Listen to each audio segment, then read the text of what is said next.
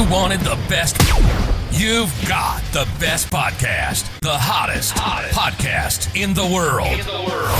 The Chris Voss Show, the preeminent podcast with guests so smart you may experience serious brain bleed. The CEOs, authors, thought leaders, visionaries, and motivators. Get ready. Strap yourself in. Keep your hands, arms, and legs inside the vehicle at all times, because you're about to go on a monster education roller coaster with your brain. Now, here's your host, Chris Voss. I'm Chris Voss here from the ChrisVossShow.com. Ladies and gentlemen, there are ladies sings that makes it official. Welcome to the big show. For over 16 years, going on 17 with over 2,200 episodes, we bring you the Chris Voss Show. All the smartest people have been on the show. The CEOs, the billionaires, the White House presidential advisors, Pulitzer Prize winners, all the people sharing their journeys, their stories, their lessons of life that you can learn to improve the quality of your life. And if they don't improve the quality of your life, don't make me pull the car over and come back there, folks. Go to goodreads.com/Chris Voss, LinkedIn.com/Chris Voss, YouTube.com/Chris Voss, and all those crazy places on the internet where they do the crazy posting of things. I don't know what that means anyway. It just sounded cool in my head at the time. So we have another amazing young man on the show. His latest book is called Next Level Sales Coaching: How to Build a Sales Team That Stays, Sells, and Succeeds. Matthew Hawk is on the show with us today. He's a PhD, a coach and trainer. We're going to get into some of the details about him, and he's going to tell us more about himself. Welcome to the show, Matthew. How are you? Chris, I'm doing well. It's great to see you again. It's good to see you again, too. And give us your .coms. Where do you want people to find you on those interwebs in the sky? Sure. My website is Matt, with two T's, matthawk.focalpointcoaching.com. Mm-hmm. My email is mhawk@focalpointcoaching, and you can always find me on LinkedIn under Matt Hawk, PhD. So give us a 30,000 overview of your kind of bio rundown on you, too, and then, of course, what's in your new book. Oh, thank you, Chris. So I've been coaching business people for about 25 years, mostly in sales leadership, but I've recently pivoted to CEO coaching, small to medium coaching for professional services firms. Mm-hmm. But going back to the book, my partner and I, Steve Johnson, co-author, have coached thousands of salespeople and sales managers over the years at a lot of big companies. And, we believe selling is a noble profession. Even though there is a negative stereotype out there, we believe in ethical consultative sales, and sales managers are pivotal. But a lot of them don't really have good role models coming up as salespeople. So we wanted to give them a practical guide. I mean, it's funny to me how sales, I grew up with that same sort of stigma. Oh, I don't want to sell. Oh, it's, rejection is painful, and, asking people for money and blah, blah, blah, blah. But we're selling all day long as human beings, each other, to ourselves and to other people. We buy cars that sell what our image is. If you got married, you're probably selling each other in the relationship, or at least one of you was, the benefits of getting married and building something. You were selling them on the features and benefits. Sometimes, I've had people selling me on why their dinner they made is so good. What they put into it, and we're all selling each other like all the time, and selling ourselves too all the time. Which reminds me, you can find Chris Voss on OnlyFans. No, I'm just kidding. We're not over there. Don't do that, folks. They do have podcasts over there that aren't normal OnlyFans podcasts, which is kind of interesting. We looked at them one time. They invited us, and we're like, yeah, I don't really think this is for us. But there's still time. That's my backup. There was the Thunder Down Under show of the Chris Voss on OnlyFans. Perfect. Anyway, I can see it. We've sunk that joke as far as we can probably go. But it's just one of those things. And so you guys sat down and wrote this book. What was kind of some of the proponents behind it? You can almost tell a successful sales manager by looking at their calendar, because great managers have a cadence of meetings, either one-on-one or group meetings, in which the magic happens. And that's what we do in the book, is break down all those different types of meetings with agendas and so forth. But the upshot is you create a team, both as a group and as individuals, that they're motivated, they're inspired, they feel supported by their manager, and they're continually getting feedback on their performance. So managers who manage to create a cadence to follow to make those things happen can count on being successful. And so you guys help teach them those components and how to make things work. You know, I mean, we've all had the bad sales manager. We've all had the bad sales teams. Yeah. You know, I might have been the bad sales guy when I first got into car sales. I remember this story's in my book. They almost fired me. My sales manager came to me one day and he goes, "You're not going to make it more than a couple more days. And you need to learn to sell. You need to learn to close." And he goes, "Look, I know you're a broke kid. I know you don't have a lot of money. You're living on ramen and you're trying to make it as a kid." He goes, "I'm going to give you $10 to go buy Zig Ziglar's book, The Secrets of Closing the Sale," I think it was. Sure. And he goes, "But you can't spend this money on going and buying a burger. You got to go buy the book. And I need you to spend the next 2 days at night consuming this book and learning how to sell because you're on the list to go." And I was like, "Thank you." I didn't realize at the time it was the greatest gift that probably anyone would give to me, one of them. And so I went and got the book, consumed it, and the rest is history, as they say, I suppose, in some way. Chris, I'm really curious. Do you remember any specific adjustments you made? I wasn't closing. I mean, there was a lot. Like, just opening Zig Ziglar's book was like, you know, I knew how to shake hands and be friendly and stuff and try and... I knew how to sell, I knew how to do features and benefits of a product, and so I knew how to sell, but I didn't know how to close. And that was the big problem, So a lot of guys can do that on dating and when they meet girls, they know how to sell. I bought her a drink. Now what? Now what? Like, well, you have to close. You've got to ask for the number. Otherwise, nothing actionable is not going to happen. And so that was my problem. I just wasn't closing, and so I knew how to read the features and benefits charts. So I don't know what you think of that. Closing there's a lot of mythology around closing the sale. BC, always be closing. Yeah, a lot of mysticism. Yeah, but I will tell you, there's a simple, very, very powerful thing that people can do. And it doesn't matter if you're a counselor, a coach, a parent, or an ethical salesperson. Mm-hmm. And that is, after you have helped the person verbalize all their pain and the gap between where they want to be and where they're going to be in the future, you summarize it back to them. Just give them all the reasons they gave you and said, "What do you want to do?" And that's the best close ever. Oh. Because you're speaking at the things that they want to achieve, and you're helping them achieve their goals. You're feeding back to them, their goals and how they want to see themselves or feel in the future. Exactly, and the decision they're making.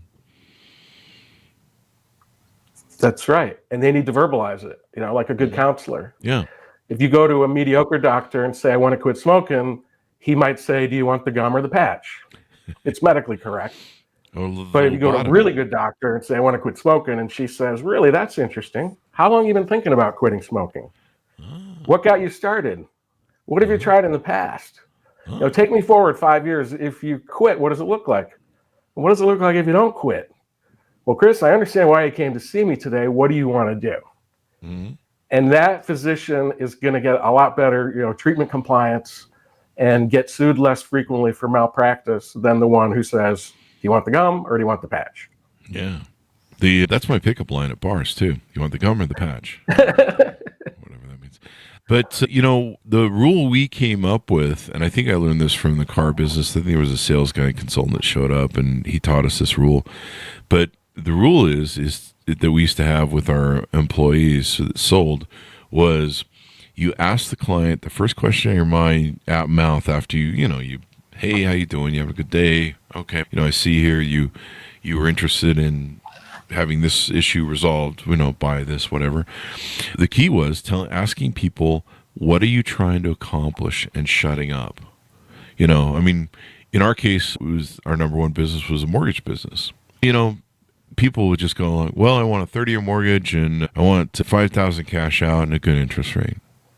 And that really doesn't tell you a lot of motivation of what is behind it. Right. And so we'd say, "What are you trying to accomplish?" "Oh, I need the $5,000 to put my kid through college," or "Oh, we were going to expand the house because we've got a baby on the way." You start really finding out a whole lot more about your customer, what they're trying to achieve. And by doing so, you can, sometimes you can modify that. There were times where I'd sit down with the customer and be like, "I see what you're trying to do here, but if you don't mind, I'll give you advice, and you can do either one. But my advice would be to do a 15-year mortgage if you're concerned about paying this down faster and, achieving these results and yada, yada, yada. And then, you show them the math of how you can accelerate it. Or one example was a lot of people, they wanted a 15-year mortgage so they pay it off quicker. Right. And you say, you really can't afford that, or you can't qualify for that, or it's going to put intense pressure on your finances. But if you do a 30-year mortgage and you just make that extra payment and have that discipline or half payment, you will essentially have a 15-year mortgage. And they'd be like, oh, now whether or not, their wife didn't spend all that extra money at Target is their problem. But, listening to the client and understanding what they want and having them understand that you empathize what they want is paramount. Would you agree with me there? Absolutely. And they need to verbalize what makes those goals important. Yeah. Right? Don't be satisfied with what they want. Yeah. Find out why that's important to them. Because when people flag or they have objections, that's where you got to bring them back. Yeah. It's the reason I want to buy a Porsche is because chicks dig it, and I'm single. So thereby, give us a little bit of history of yours. How did you get into sales? How did you get into coaching and helping people and down this road? It's a little bit of an unorthodox story. I got my PhD from Yale University in theology and religion. Mm-hmm. And I taught for a couple of years. I thought I would spend a career in teaching, but I was following my wife around the country. She had a very successful career, so I ended up going into sales. Oh, wow. And then from sales, I went into sales training and now CEO coaching. And sometimes people say, isn't that a stretch? And I said, no, it's all the same thing. It's all about selling intangibles. And I think the other thing I gained from that education is, consumed books by some of the greatest minds trying to persuade you to agree with them. And you learn a little bit about rhetoric and persuasion going through all of that. Mm-hmm. And so you were chasing your wife around. Evidently, she was trying to run away from you around the country. Maybe. Is that what's going on there? It's possible. Yeah, and we do the jokes here. And that's what happened to my first 5 marriages. But so you learned sales, and then at what point do you start teaching other people and getting into that? That was about 2001. Mm-hmm. I joined a consulting firm, and we had a couple of real big projects in the first few years, 3,500 salespeople at AOL, if you remember those days, with the ubiquitous CDs laying everywhere. Mm-hmm. And we also had the national sales training contract for Morgan Stanley. Mm-hmm. And so those were huge projects. And I was apprenticed into the trade. College teaching is not the same as teaching adult learners sales skills. So it was really challenging for me, but apparently I made it through the audition. You lived. I lived. That's all you need to do. I mean, that's how I lived. And I want to give it. That's how I made it through, learning sales and stuff. I lived. Somebody cut me a break. So you survived. And on that note, I want to give a shout out today to all the folks who are listening who, if you have a son or a daughter or a niece or a nephew or a spouse or a friend or a neighbor who's running a professional services business, a doctor, a lawyer, an accountant, and they're stressed out and they work too much and they're not making enough money and they're not sure how to scale the business or how to exit the business, mm-hmm. I would love to talk to you because those are the types of folks that we help. So in the book, I think you mentioned you had a few stories you wanted to tease out. Is that correct? Yeah, I'd like to share a couple of thoughts and then a story or two. Mm-hmm. So one thing that happened about the same time we published our book is that the Gallup organization published a book called It's the Manager. And they were trying to analyze employee engagement. Mm-hmm. And they determined that of all the factors in the workplace, the one that impacted employee engagement more than anything else was the manager. In fact, 70%. And so, Chris, I'm sure you can imagine what the impact is if employees are less engaged. Oh, yeah. They're not going to communicate well. They're not going to trust each other. They're not going to collaborate as well. They're just going to so much YouTube and TikTok videos. And we also know that when it comes to success, about 85% of it is interpersonal skills. So we always start engagements with DISC assessment and EQ, emotional quotient assessment, because it helps people understand, what are their communication styles, what are the strengths, what are the opportunities, and it also helps people recognize how they might be able to adjust their own styles to be more effective with others. Emotional Intelligence seems to be the thing that CEOs really need to have today. It seems like we've turned the proverbial corner on just barking orders to people and telling them how it's going to be. And, Yeah.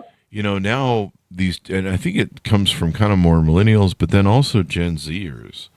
And these Gen Z people, they want to be able to get more, they want to emotionally connect more, maybe is the right word, to their jobs. They want it to mean more. They want it to be a part of their thing more.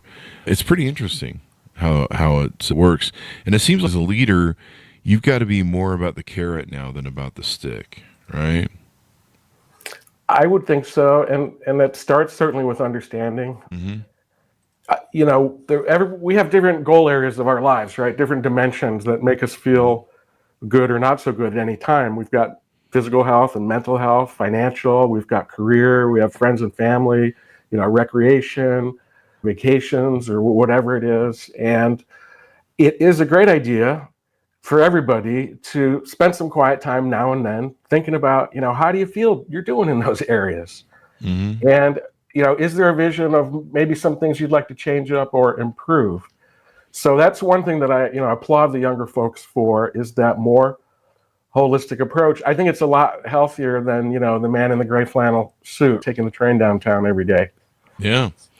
I mean, it's, being connected to something you love makes a difference when you show up. And like you mentioned that a 4 book, a lot of people leave companies off poor leadership. And, if you manage them well, mishandle them, they don't feel like they're being fulfilled, they leave. It's kind of a big deal. Absolutely. In the Gallup book, they found that 63% of companies, their coaching process, it's either random or it's informal. It's catch as catch can. And that's that lack of cadence that I was speaking about earlier. And if managers, Mr. Manager, Ms. Manager, if you're listening, you don't necessarily have to transform your attitude. Just schedule these events at a consistent intervals and run the meetings the way they're supposed to run, and you will build empathy, you'll reduce turnover, you'll get people to be recruited to your firm, and you'll get more consistent performance. Yeah. It's not complicated, but it's got to be done consistently. Yeah. And you got to, emotional intelligence is not an easy skill to develop, I think. I don't know. I never thought about developing emotional intelligence. I think it just kind of came there as a form of where I developed too. And I could see that, you watching leaders, studying leaders, you could be a better leader by taking care of people. But I think it takes some depth to really plumb that, and develop emotional intelligence, wouldn't you say? It takes some work. Fortunately, there is science behind it. It's not just all good feelings. And one can learn to recognize not only one's own communication styles, but others, so that you can make those adjustments. There's a great book called Surrounded by Idiots that, we think we're surrounded by idiots, but in fact, we're just not recognizing the ways that they prefer to work. And so a CEO or anybody else, you can raise your EQ score if you want to. Mm-hmm. You can be on Twitter and be surrounded by idiots. That's all thing on social media. We like to kid the Twitter. And I'm going to call it Twitter until, I don't know, something better comes out of it, but I doubt that's going to happen in this space. I miss the old name Twitter. I mean, what a great brand. Well, it wasn't that great brand I ran, but it was kind of fun while it happened. What are some of the techniques and teachings or courses you offer for your sales coaching and sales teams, et cetera, et cetera? So some of the techniques, I'm talking about this cadence of meetings, and I can describe a couple of them. Mm-hmm. Certainly there's an annual review and plan meeting where you're going to look back and look forward and set goals. Mm-hmm. Number 2, there should be regular one-on-one goal setting meetings. It could be once a month, or it could be once a week if you have very short sales cycles. Mm-hmm. Check-ins are informal conversations, but they're deliberate, right? They're not left to happen randomly. They're planned and executed. Another type would be performance feedback, where I'm actually observing the salesperson do their job. I could be with them in the field. I could be listening to a recorded call or a Zoom call, and I want to give them specific feedback, and when it's necessary, do some practice training, some rehearsal, so they can get better next time. And then the last two are sales meetings, which are done with a group. That's probably something that happens once a week. The agenda should be really uplifting. It's not a sales beating, it's a sales meeting. Everybody contributes. Pete, sounds like It's you've not a been in some sales of those. beating, it's a sales meeting. I've That's been in right. those sales beatings. We referenced Glenn Ross earlier. That's right. With the, I rewatched that film the other day, and isn't it so great? it is unbelievable. And then finally, the last thing are sales huddles, which would be shorter duration, 15 minutes maybe, and so forth.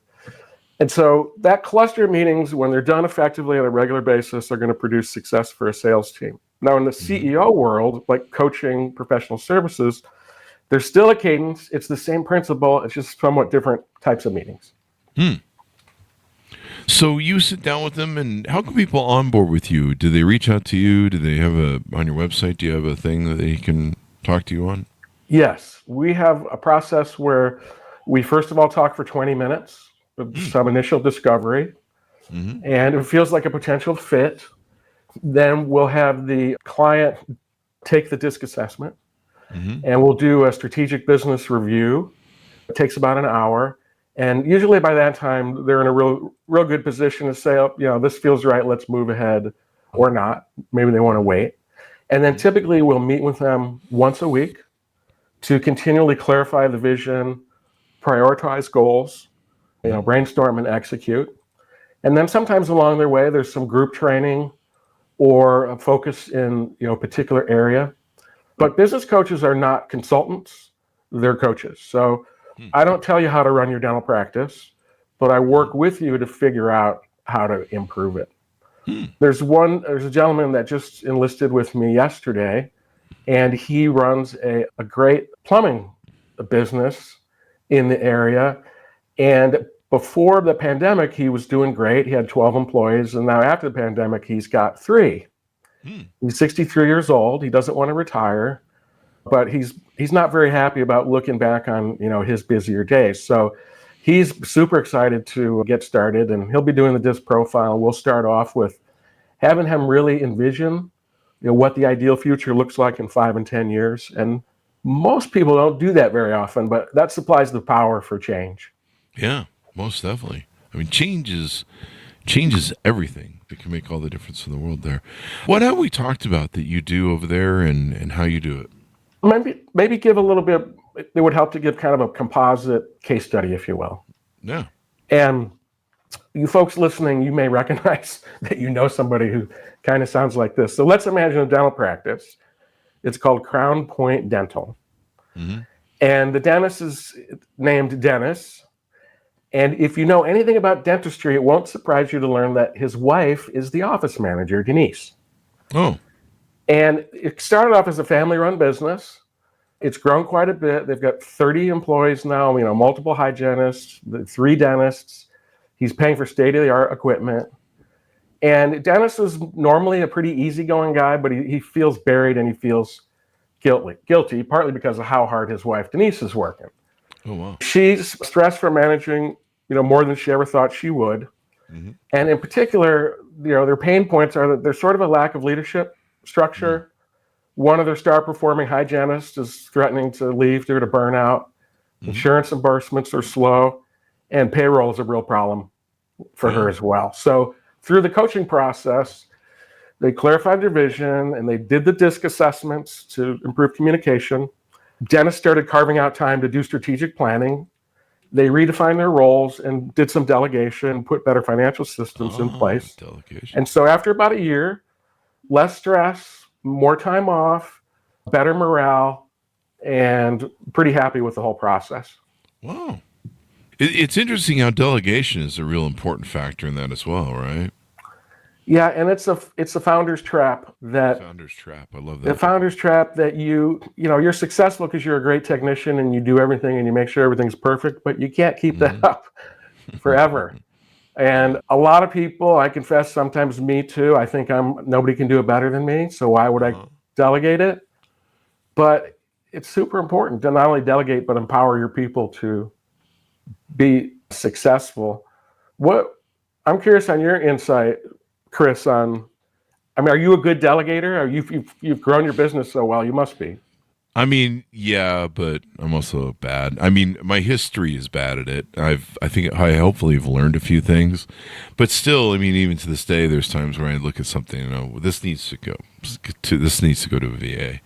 I need to quit doing this, and I'm pretty good at constantly asking myself, is this something I should be delegating, and also trying to see the big picture. So I think I am at this point. Maybe 20, 30 years ago, maybe I wasn't as good, or 10 years ago. I'm getting better.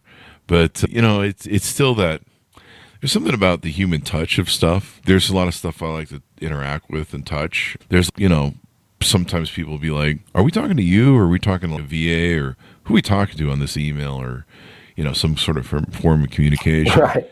And initially, there's marketing that the VAs do. But usually when I'm talking to clients or prospective clients, I usually want to have that personal thing there, and they're kind of always surprised. I'm talking to you, and I'm like, yeah, but that's because it's important to me, and a customer is important to me, and I kind of come from that old Tom Peters, something of excellence. What is it? It's a commitment to excellence era, and that's kind of the beginning of building a relationship. To me, it's like an important factor. But for the most part, I try and look at a lot of different things and be like, how can things be handled?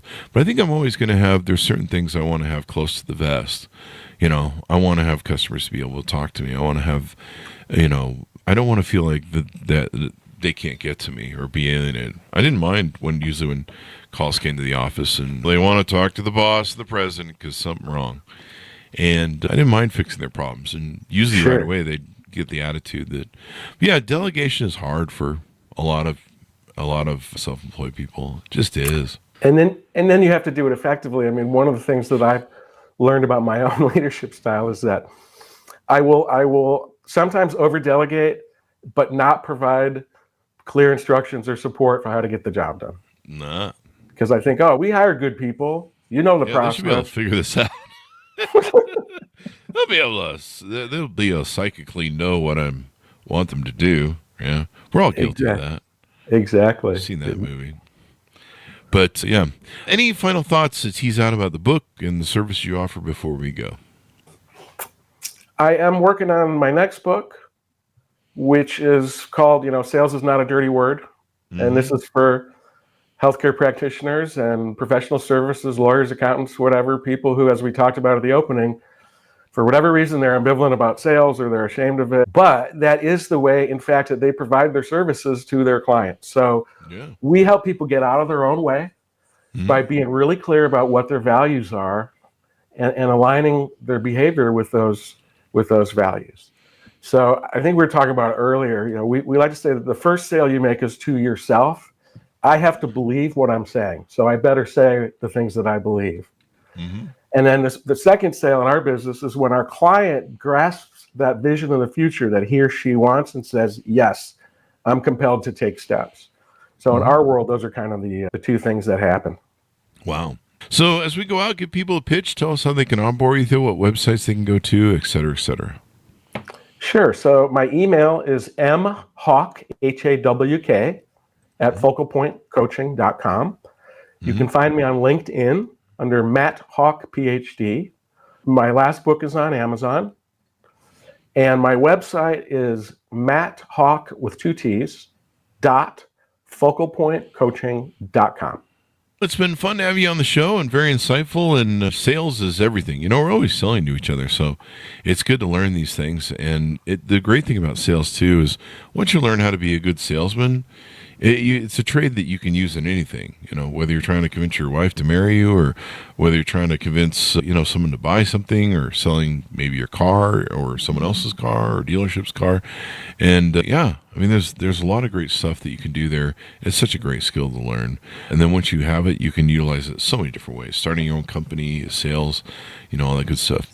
So thank you very much for coming to the show. We really appreciate it. Thank you, Chris. Thanks, Matt. And thanks everyone for tuning in. Go to goodreads.com for Chris Voss and all those crazy places on the internet, and you can see us. Order Matt's book, Wherever Fine Books Are Sold. Next Level Sales Coaching, How to Build a Sales Team That Stays, Sells, and Succeeds, out July 2nd, 2020. That's really important, because if you have great salespeople and they leave, it can be really painful. I mean, most of my top guys were guys that could never have afford to leave because they made so much money from me and them. And anytime one of them left, they were almost irreplaceable, and they almost cost you the farm sometimes. Yeah. The top guys are really good. But yeah. Anyway, guys, thanks for tuning in. Be good to each other. Stay safe. We'll see you next time. Thanks, Chris.